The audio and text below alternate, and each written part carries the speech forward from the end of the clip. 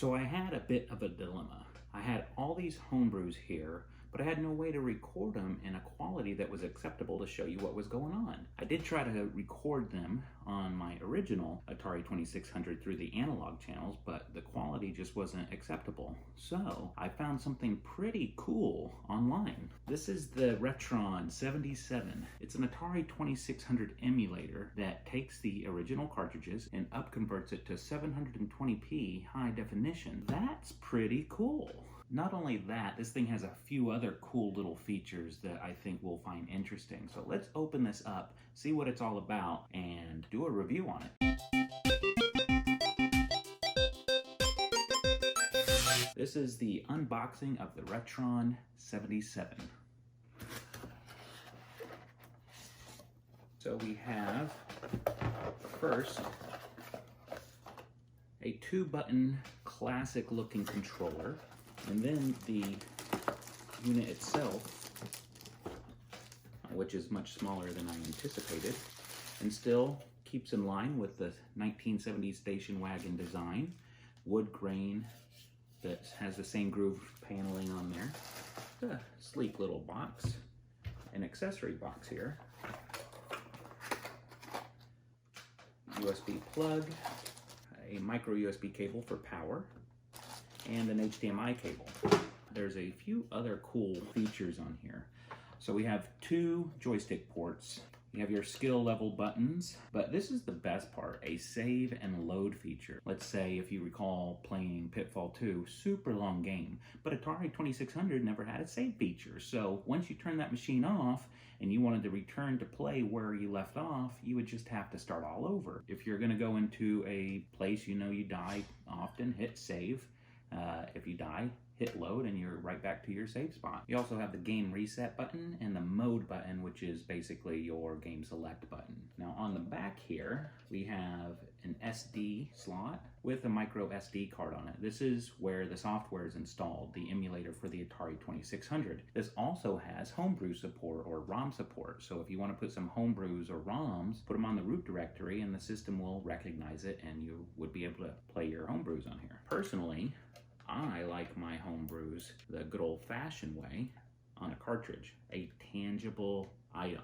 There's also the micro USB port, that's for the power, the HDMI out. There's also an aspect ratio because since it is up converting to a 720p, that is a widescreen format, but you can hit the 4:3 mode so it goes back to the classic square look. Plug in the power, plug in the HDMI,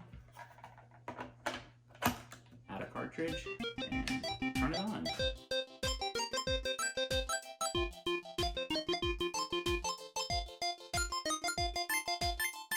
I watched another review of this and the person that was reviewing it was complaining about the controller being too tight, but I think it feels like a classic controller. It feels very natural to me. So I think the gameplay is going to be pretty good. But not only that, it comes with a nice long 10-foot cord. So that's pretty nice, I think. All right, first thing we're going to do is go ahead and turn on the console without a cartridge to see what type of user interface we have here. So here you can see the interface. It looks like a bunch of empty slots, so I'm assuming that if you did put some ROMs or homebrews on the root directory of that SD card, you would see them pop up here. Then you would be able to switch and play. But right now, let's try it with a cartridge. To test this, we're gonna use Adventure because this is something I'm familiar with. Go ahead and turn the system on. Next, I'm going to change the difficulty to B because we don't want the dragons to run away when they see the sword, and start the game. There's the bat. First thing I always like to do when I play this game is to kill the one loose dragon. There he is. He's nice and stuck in the wall. Next, I am going to find the gold key, open up the gold castle, and then try to get the bat again.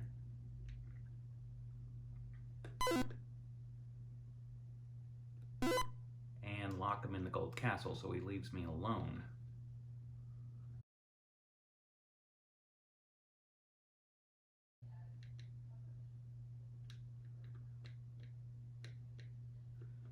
Okay, now we're going to test out the save feature here. because that red dragon gets pretty fierce, and if he swallows me, I don't want to start all over. So state 0 saved. This game is also known for being the game with the very first video game Easter egg. And that's because the developer of the game wanted credits for it. However, the distributor was not going to put game developer credits on the video game. He hid his name in the game, and there's a specific thing you have to do to actually see the credits, but it was the very first Easter egg implanted into a video game. Now let's go through this wall, and there it is. Very first Easter egg right there. Now we saw the Easter egg, let's go ahead and finish the game.